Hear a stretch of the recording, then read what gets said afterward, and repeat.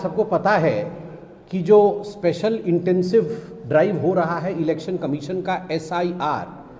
जो बिहार में आरंभ हुआ है और जिसको लेकर की एक फ्रस्ट्रेशन का माहौल ऑपोजिशन के अंदर है और खास करके कांग्रेस पार्टी और गांधी परिवार में, उसके जो नतीजे हैं वो सामने देखने को मिल रहा है। वास्तविक रूप में जो माननीय गृह मंत्री जी ने कहा है कि घुसपैठिया बचाओ आंदोलन यह विपक्ष कर रहा है, यह जो राहुल गांधी जी की एक यात्रा निकली है घुसपैठिया बचाओ यात्रा, उस यात्रा में स्वाभाविक रूप से भारतीय जनता पार्टी के कार्यकर्ताओं ने और समग्र देशवासियों ने ये माना है कि घुसपैठियों से देश को बचाना है। 15 अगस्त में प्रधानमंत्री श्री नरेंद्र मोदी ने भी कहा है, मोदी जी ने भी स्पष्ट रूप से कहा है कि देश में किसी भी कीमत पे घुसपैठियों से देश को बचाना है, ये देश की सुरक्षा का विषय है। मगर आप देखिए किस प्रकार की किलबिलाहट है ऑपोजिशन में। इरफान अंसारी जो कि झारखंड के वरिष्ठ मंत्री हैं, 2 बार के मंत्री हैं, इरफान अंसारी कहते हैं जो घुसपैठियों की बात करेगा, जो बांग्लादेशी कहेगा, उस भारतीय जनता पार्टी की कब्र हम झारखंड में खोद देंगे। सोचिए, देश को जो बचाने की कोशिश करेगा, देश की जो सुरक्षा की बात करेगा, देश में दूसरे घुस ना आए,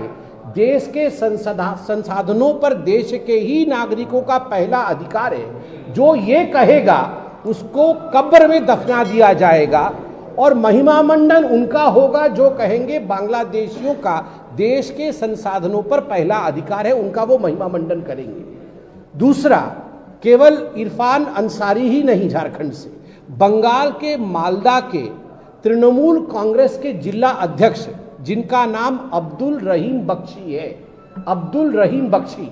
उन्होंने भी धमकाया है, भारतीय जनता पार्टी के विधायक को धमकाते हुए कहा है यदि आप घुसपैठिए शब्द का प्रयोग करेंगे,